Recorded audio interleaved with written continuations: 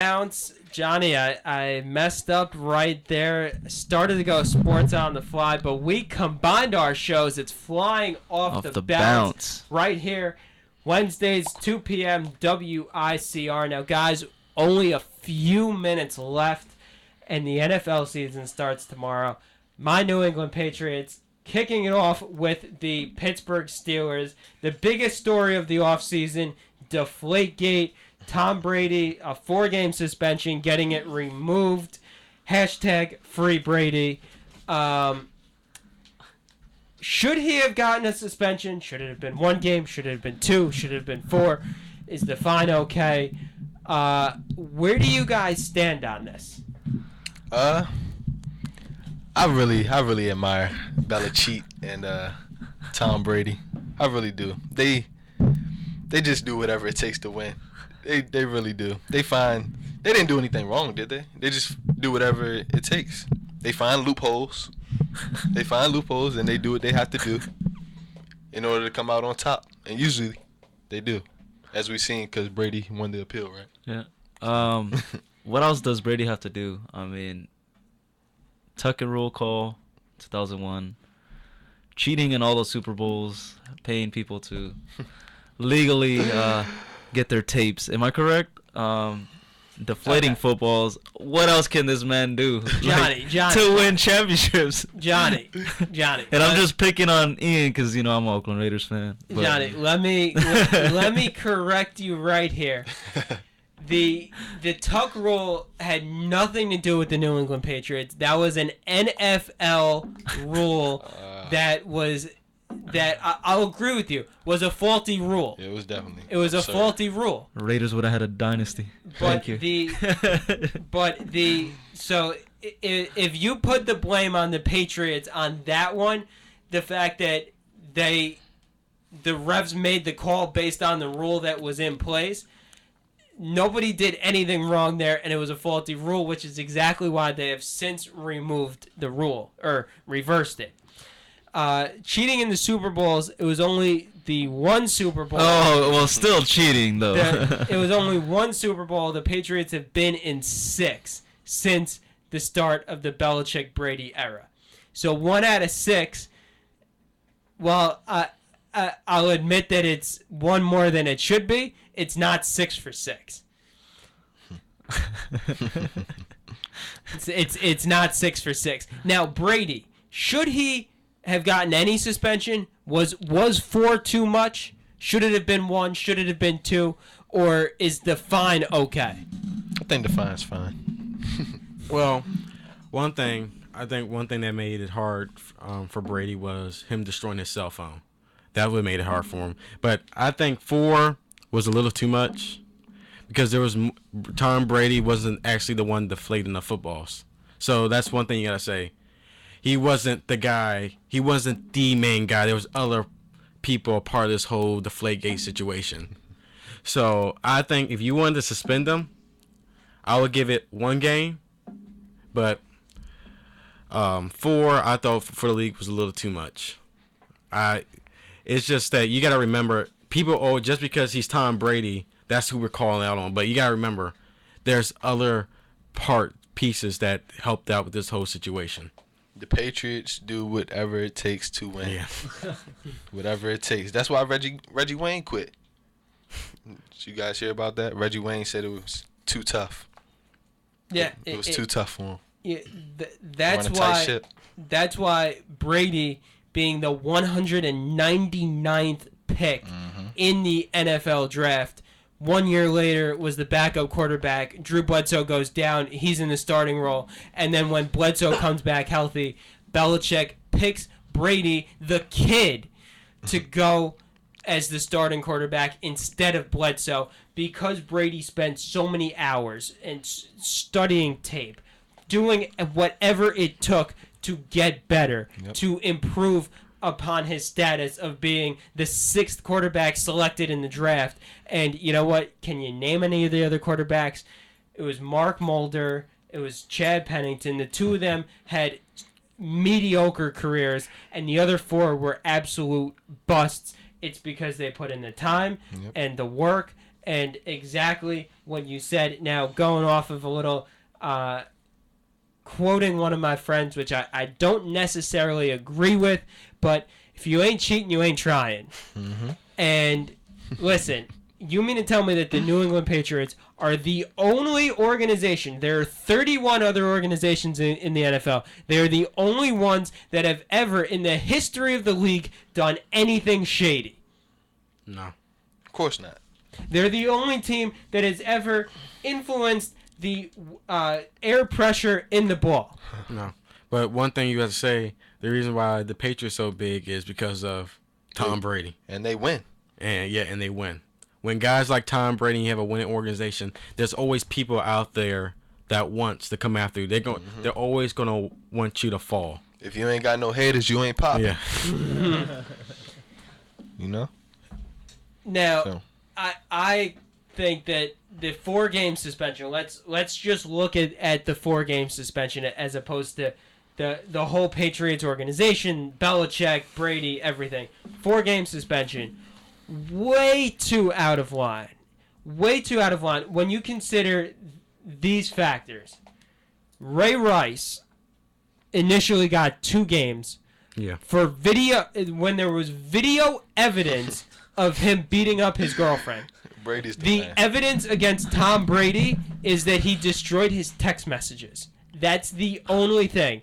And you know what? Sometimes you might just have to clear out your phone. Excuse me for that. Even though he's rich and probably has 20,000 gigs worth of Yeah. space. You win, Ian. You win on this category. Tom Brady didn't deserve it. That's a great point. You backed it up. Ray Rice beat up his own, fiance. That's 10 times worse than what Brady did, which he wasn't even involved in. Yeah. So yeah, he didn't deserve it. I think just a fine would have been great. Which is exactly what it is, and I agree. I as a Patriots fan, I'm even saying Brady should not get 100% off the hook.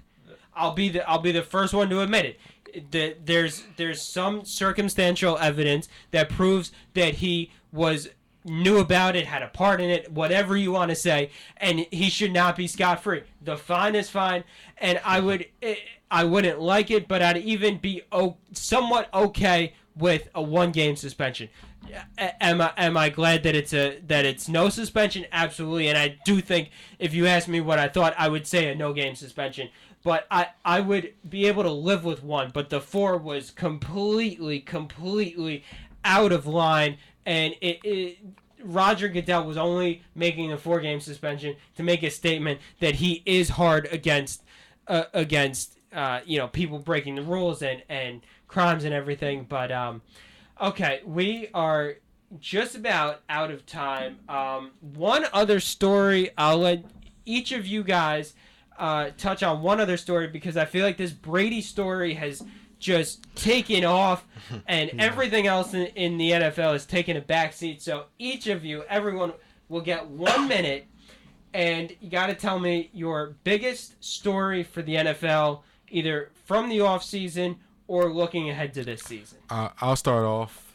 I'm going back to my hometown with the Washington Redskins and this whole quarterback RG3 situation where he got a concussion. The doctors cleared him. Then say he's not cleared. Now Kirk Cousins the starter at week 1. I think, if I was RG3, I'd be happy that I'm not the Washington Redskins starter, because every time he goes out there, he's risking getting hurt, and the offensive line is not protecting him. So if I was him, I would just relax. Hopefully in the offseason I get shipped somewhere else. But I think his time in DC is done. And one thing I would say about the whole Washington Redskins organization, they want to win, and they always trying to make steps to get there. But you will not be able to win if you have a dysfunctional organization. When you got all this drama going on, if you can't focus on football, then you won't be able to win. So with the Redskins right now, what they need to do, they're not going to win this year. They're not going to do. I don't think they're going to do too much this year. They got to get some order within that organization. I think it starts with the quarterback, though, to be honest.